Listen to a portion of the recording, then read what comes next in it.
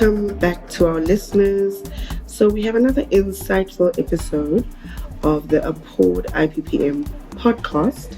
I'm your host, Nondwe Majundana, and today we are having an exciting discussion with an Aporde attendee. This is the African Program on Rethinking Development Economics, or Aporde. This is a platform that has been instrumental in reshaping economic thinking in Africa. And recently, we've just concluded the 17th edition. This year's event brought together some of the brightest minds in the fields of economics from across the continent. Today, I'm sitting with an esteemed participant, and his name is Rendani Mamphiswana. Welcome, Rendani. Thank you very much, Nondwe. Thank you for joining us. So can you give our listeners a brief overview? I know it has been an intense 2 weeks, but can you give us an overview of why you wanted to join this program and the significance of this type of work in the realm of development economics? Intense is actually an understatement. I think we have had quite a hectic 2 weeks. I wanted to join the program, being an engineer myself, while being uniquely positioned across public policy from a research point of view, and also in the academia space from both the research and also the lecturing, and being firmly embedded in the private sector. I really wanted to get a better appreciation on how we go about fostering a development in the continent. I wanted to experience some of the latest thoughts on how the continent, of course, with a specific emphasis on South Africa. The second aspect was create an opportunity to fast-track these opportunities through a highly engaged network. And I think both those aspects have been successfully achieved in this program. Of course, there is more work to be done going forward. One has to go back and engage the literature, and we need to continue being highly networked as we learn from one another on the possibilities for the development and integration of the continent. Great. So your dedication then towards redefining economic paradigms on the African continent, would you say it is critical to collaborative networking opportunities? I think being an innovation expert myself, we appreciate that interactive learning is at the heart of driving any sort of development. Linkages are quite key. So at the heart of linkages, at the heart of interactive learning is collaboration. There has to be interactions around the key actors who are critical in ensuring that we move from an idea to something that we eventually embed in the society at large, and being able to drive the necessary development. So collaboration is quite key, and it has to be fast-tracked and ensure that we're able to move forward. Sure. So which are one of the sessions, I know they were all your favorites, but I knew this question was going to come up, I hope. Which was some of the key takeaways or one of your favorite lectures that you learned, and how would you get applicable to the work that you do? I think, how I sum up part of the lessons, it's really around technological change and the role of the firm in enabling the technological change. I think this came up quite strong when we're looking at structural change with Professor Tragena, and really the role of moving up the ranks from a productivity and also employment point of view, and emphasizing the importance of manufacturing, which gets executed by a firm. Whether that firm is private or public is a different story. So I think for me, that is quite key in terms of driving the development. Looking at this week, the lesson I really enjoyed was on making anti-corruption real by Professor Khan. What was key there is appreciating that what we observe currently as levels of corruption is part and parcel of where we are as society. It's not that we are corrupt people, is that the nature of where we are and the immature institutions that we have breed levels of corruption.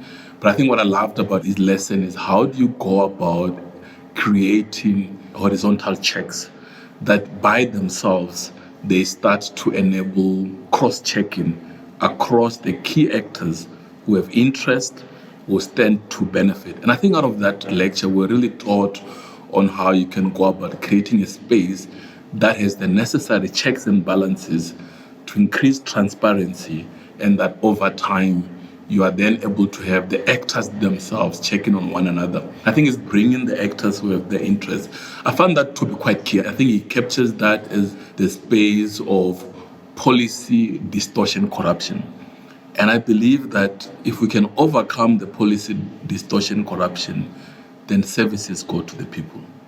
Then we are halfway home. This is a pivotal message that you've just shared, seeing as we're moving into elections. What would you say could improve governance and improve the institutions? So I think what is key, first and foremost, is to accept that there is currently no capacity to move sufficiently beyond policy formulation. It was a core part of the conversation as well, to appreciate the policy cycle. There's policy formulation, which goes through the process. Eventually, a policy is endorsed. We seem to have capacity to formulate policies. However, we seem to not have the capacity to navigate from a policy being formulated and being able to implement it. And this is where the policy distortions then comes in. Increasing level of transparency in the policy implementation then becomes quite key. We touched on a couple of aspects, because this was also a part of the reflections that we did around how the current political economy of the continent is measured, right? Where politicians, you're expecting them to deliver something over a 5-year period. They will just do what they need to do to be re-elected in 5 years. Chances of them looking at long-term projects is limited, because, they say what gets measured gets done. So if I'm measured to come back again in 5 years, I'm incapacitated, I'm incapable of thinking beyond the 5-year window. So we really need to start to think about how we embed, some of these things over a much longer period, because really a development that gets restarted every 5 years, it's not a development at all. And we are just never gonna take off because of this constant. Just think about your car. You're constantly starting and stopping. So we really need to think about a political economy and the political system that rewards the long term. And I don't know what exactly we need to do, but at least from a theoretical perspective and theory, being fully understood, not as some fluffy thing, but as a cause and effect. Now we understand what causes what, or we are getting a better understanding of what causes what. How do we then design a system that a politician who comes in today, even though they might be out in 5 years, they are rewarded to take on the baton and move it beyond their own tenure? You speak about this failure to launch, but some of our industries are also not really tapping into their opportunities to enhance their value chains. What are some of the lessons that you learned around global value chains and increasing the likelihood of being able to use exports to grow and drive economic growth? When it comes to the value chains, I think we are largely at a disadvantage, being in the global south. I think we observed it with the vaccines during the pandemic. We visited an electronics manufacturing entity that has been around for 30 years here in Johannesburg. And they've indicated that, that's part of what they face when they are trying to source some of the critical inputs to the manufacturing of the electronics. So I think apart from the global value chains, I think the emphasis has to include the regional aspect.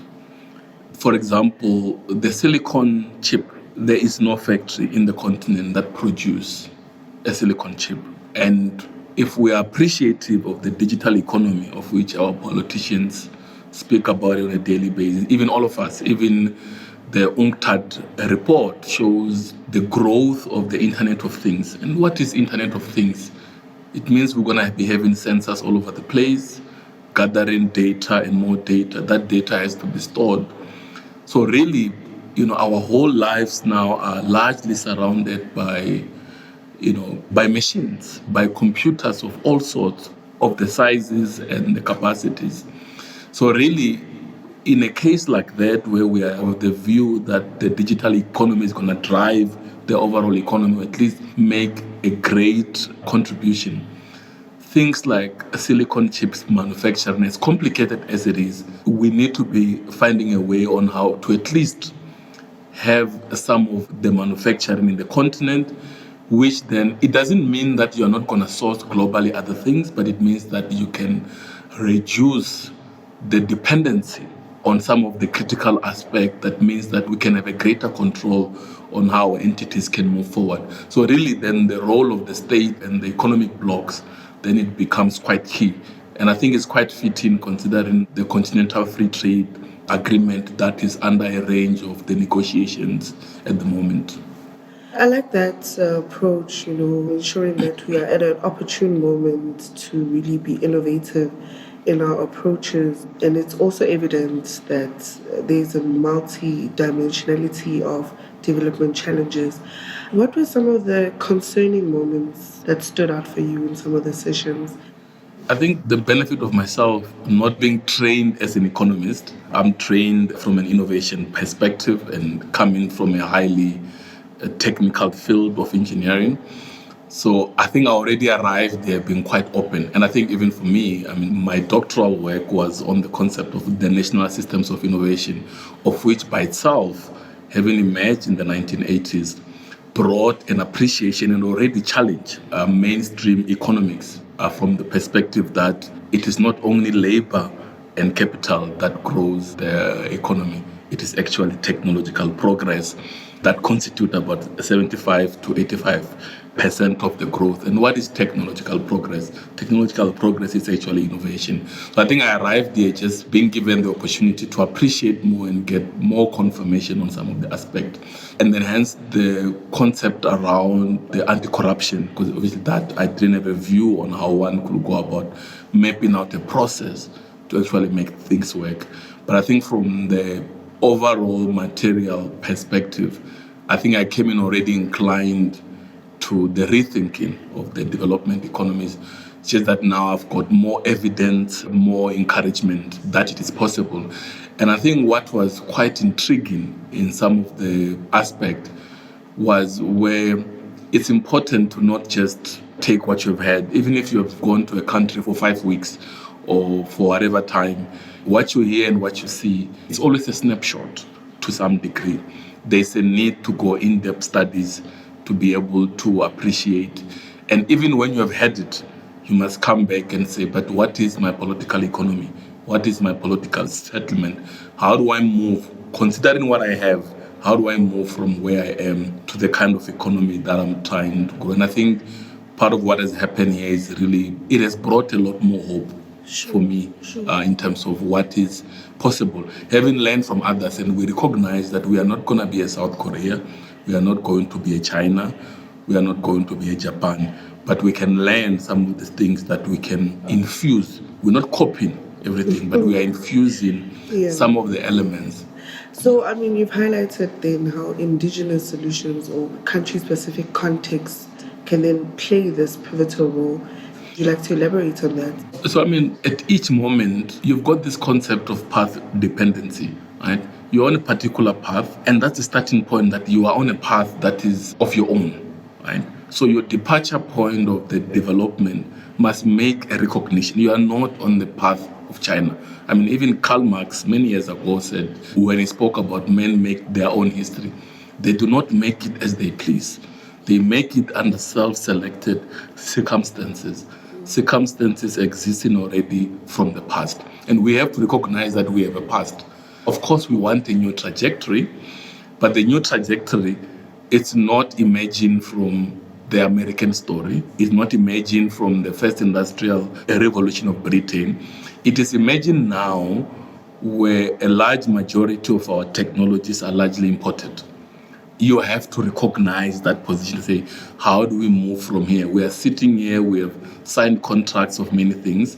You can't just wish those contracts away. And I think that's part of the challenge when you think you can just behave like you are already a net exporter of technology. You are not. And that's part of where you say, but here's where I am.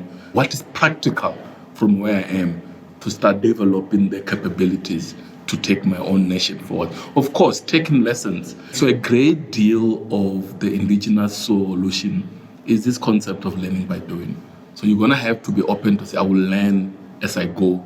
We spoke a lot about bold experiments. I think when we had the first guest lecture on Ethiopia from Prof. Okebe, it was quite clear from that perspective that you're going to have to make the bold experiments and learn by doing.